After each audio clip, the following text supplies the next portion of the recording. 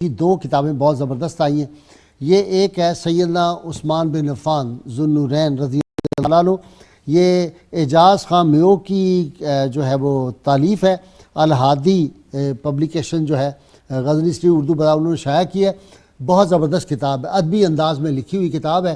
خاص طور پہ جو وائزین اور جو ڈبیٹر اور مقرر حضرات ہیں, ہمارے طلباء نوجوان, بڑی خوبصورت لٹری زبان اس میں انہوں نے لکھی ہے اور بڑی محنت کی ہے سیدنا عثمان کی سیرت پہ. دوسری انہی کتاب ہے, مختلف ٹاپک کے مضامین ہیں عرب سے عجم تک. اعجاز خان میو یہ ان کی کتاب ہے, وہی الہادی پبلشر اردو بازار نے شائع کی ہے. یہ بھی بڑی زبردست کتاب ہے. کئی ٹاپکس جو ہیں بہت خوبصورت انداز سے ان پہ لکھا گیا ہے. یہ بھی ہمارے واعظین کے لیے بھی ہے. ویسے جو لوگ چاہیں کہ آگے خیر کے کام پھیلائیں, گفتگو کرنی چاہیں تو اس سے بہت فائدہ حاصل کر سکتے ہیں. ناظرین کرام, اللہ کریم کی بارگاہ میں دعا ہے اللہ تعالی ہمیں حضور رحمت کونین صلی اللہ علیہ وسلم کی مشروط محبت لا محدود وفاداری نصیب فرمائے جی. آج ایک وظیفہ بھی بتا دوں, یہ کتاب الشفا کبیر سے نسخہ ہے جی. مصائب سے نجات کا وظیفہ بہت زبردست.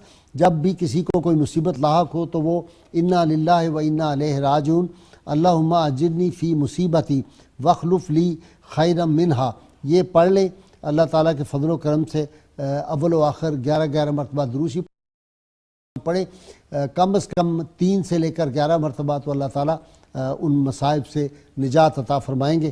نعرے کے لیے تیار ہو جائیے, چونکہ گلی گلی کوچے کوچے یہ نعرہ یہ گونج رہا ہے, تا قیامت گونجے گا انشاءاللہ.